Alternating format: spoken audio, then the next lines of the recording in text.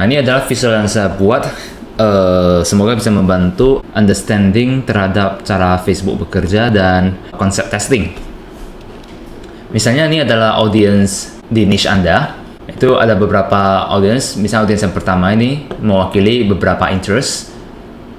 Kemudian grup interest lainnya mewakili audience yang kedua dan sebagainya. Ini adalah umur 18-24, 25-34 dan seterusnya. Dan dalam satu set audience itu terbagi male dan female. Jadi kalau misalnya Anda launch design, Anda jalankan iklan, misalnya Anda mau target audience yang pertama ini.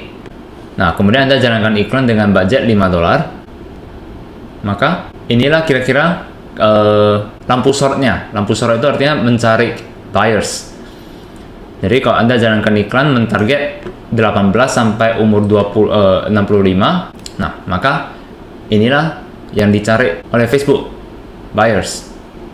Bandingkan dengan kalau budget Anda $20, maka kira-kira lampu sorotnya itu lebih gede. Yang artinya reach dalam satu hari bisa lebih banyak sehingga lebih cepat dalam mendapatkan buyers. Kita melihatnya itu seperti ini. Kalau Anda launch produk baru dan produk itu ya katakanlah menarik, nah maka inilah potensi-potensi buyers yang mungkin terjadi. Tapi Anda lihat itu ini, Anda nggak tahu buyers itu di mana. Nah ini kira-kira yang Facebook lihat. Ini juga nggak 100% Facebook tahu. Ini hanyalah potensial buyers berdasarkan bank data Facebook yang besar itu. Kira-kira Facebook bisa prediksi orang-orang mana saja yang punya potensi convert. Jadi kalau Anda jalankan budget $5, inilah Facebook cari. Jadi konsep testing itu adalah konsep mencari atau menemukan buyers ini. Misalnya di hari pertama, misalnya Facebook belum optimize, dia cari buyers nggak ketemu. Jadi hari pertama nggak ada penjualan. Nah hari kedua, misalnya sudah mulai ada penjualan karena menemukan buyers. Nah misalnya nih buyersnya ketemu. Nah jadi di report Anda akan tahu, ternyata ada yang beli dari male umur 18 sampai 24. Nah, Anda lanjut jalanin iklan. Cari lagi. Kemudian ketemu nih. Ini buyersnya. Nah, setelah jalan beberapa hari, misal Facebook mulai menemukan beberapa buyers. Misalnya Anda sudah spend puluhan dolar dan ketemu buyersnya. Jadi di Facebook report inilah yang Anda lihat. Anda pelajari datanya. Ternyata Anda melihat setelah terjadi 6 penjualan, kebanyakan penjualan itu terjadi di female. Nah, maka dari sini Anda bisa mulai fokus menjalankan iklan target hanya ke female. Lalu Anda jalankan lagi iklannya, lanjut. Misal ketemu buyers tambahan. Anda cek lagi ads report, Anda menemukan kalau dari female itu kebanyakan beli itu di umur 18 sampai 24. Nah, Anda fokus lagi ke age range ini. Nah, beginilah kira-kira proses membeli data. Jadi, semakin besar budget Anda, semakin cepat data yang Anda dapat. Coba kita lihat. Tadi potensi buyersnya ini seperti ini. Kalau kita lihat dot merah ini adalah potensi buyers. Kebanyakan pembelinya itu di mana? Di female. Nah, dari female itu kebanyakan itu di umur 18 sampai 24. Seandainya saja Anda dari awal tahu, Anda pasti langsung deh target kemari, ya kan? Masalahnya Anda nggak tahu. Nah, itu juga tergantung produk. Karena ada produk yang lebih populer di umur muda, ada produk yang lebih populer di umur tua. Makanya semakin Anda kuasai sebuah niche, maka Anda bisa predik nih, kira-kira desain seperti ini kita mau mulai targeting dari umur berapa. Nah, yang tadi itu analoginya kalau produknya atau desainnya bagus. Nah, gimana kalau desainnya nggak bagus? Ternyata pasar nggak suka. Maka yang terjadi adalah potensi buyersnya ini nggak sebanyak yang tadi. Jadi kalau Anda jalanin testing, bisa aja Anda hari pertama spend $20 nggak ketemu pembeli, hari kedua $20 nggak ketemu pembeli, hari ketiga $20 ketemu cuma satu pembeli. Nah, sampai di tahap ini Anda sudah spend $60 dan hanya satu pembeli. Nah, Anda juga nggak bisa predik nih, kita mau fokusnya itu kemana?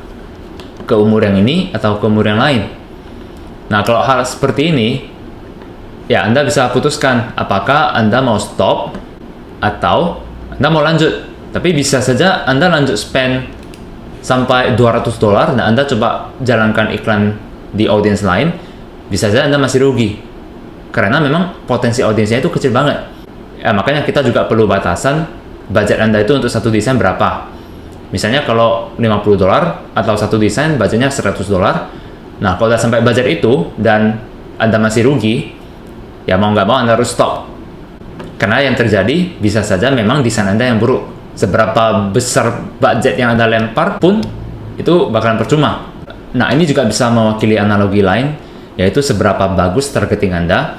Jadi contoh kasus, kalau produk Anda sebenarnya bagus, tapi karena targeting Anda jelek, itu bisa saja potensi buyersnya hanya sedikit. Bukan karena produk Anda nggak bagus, tapi memang targeting Anda yang jelek.